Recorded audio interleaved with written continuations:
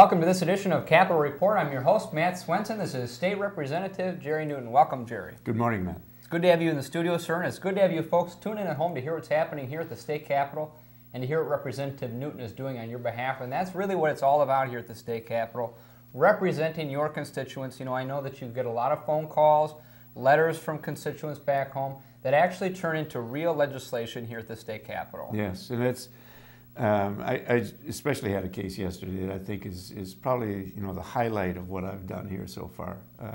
Oftentimes we do things for categories of people. People who live by the railroad tracks, or people who live by the dam, or veterans as a category.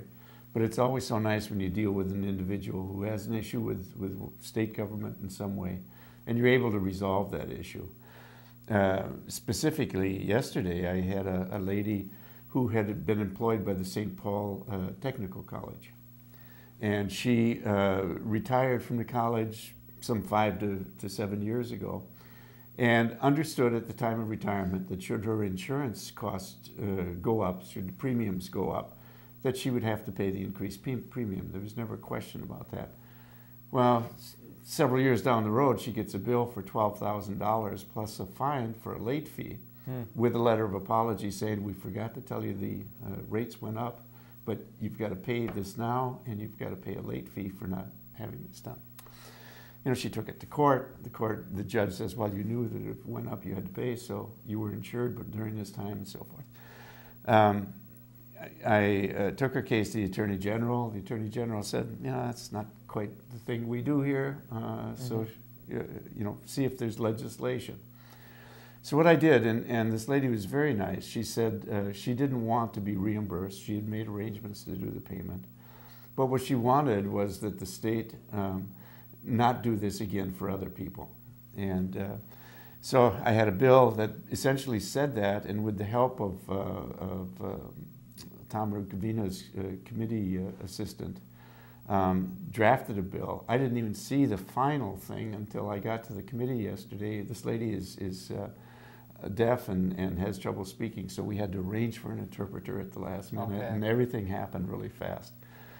But long story short, MnSCU, after I explained this to them, they knew the bill was coming up, they agreed to completely reimburse her for everything, even though she wasn't asking for it. And also to take a whole class of former employees who fit in the same category, very limited category of people, as this lady, and they're going to reimburse all of them because they all had the same thing happen to them.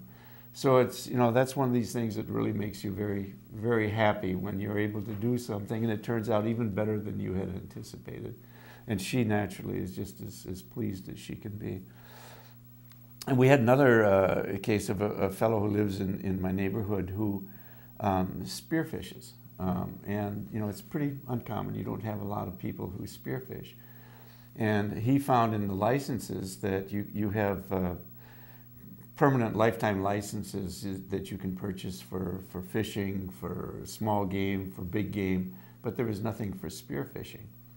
And so once again, I had a bill, that simply modified how you apply for licenses and put a fee on it. Worked with the DNR to get the right fee for this, and we ended up, passing the bill. He now can have a lifetime license, just like anyone else that would do fishing. So, those types of things are really extremely satisfying. Other cases you have where someone brings something in, and you run into forces that you don't expect. Yeah. And all of a sudden you think that a bill is sailing along, and then you have some lobby group that will come in, say the realtors group or a group of lawyers representing someone other than your client, and they kill the bill. And all of a sudden everything that was moving along is just dead. It's laid on the table, and as you know in this session, anything that ends up being laid on the table is dead for this year. So, it's just very interesting. It's nice to see when you can help people, and the joy I get out of being able to do that, as opposed to, as I said, categories of people, sort of faceless people, yeah, just.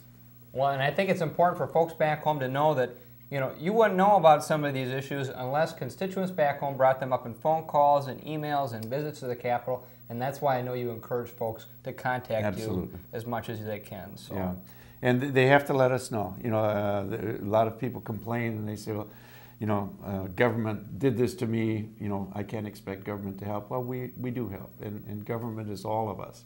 And that's our job down here as legislators, is to represent our constituents. Well, thanks for being an advocate for your constituents and all Minnesotans, Representative Newton.